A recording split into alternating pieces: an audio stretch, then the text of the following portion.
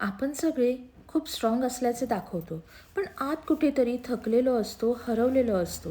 आपण म्हणतो ना, एक दिवस वेळ मिळेल, एक दिवस सगळं ठीक होईल, पण तो एक दिवस कधीच येत नाही. कारण आयुष्य थांबत नाही, ते कुणाचीच वाट पाहत नाही.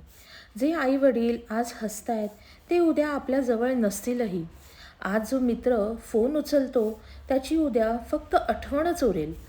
हातातून वाळू सरकावी तशी वेळ निसटून जाईल आणि तेव्हा आपल्याला वाटेल, काश वेळेतच आयुष्य जगलो असतो तर. म्हणून सांगते, रडायचं असेल तर आज रडा, हसायचं असेल तर आजच हसा. स्वप्न बघायचे असतील तर आजच बघा आणि जगायचं असेल तर आजच जगा. कारण आयुष्य खूप छोटं आहे आणि खूप अकल्पितसुद्धा.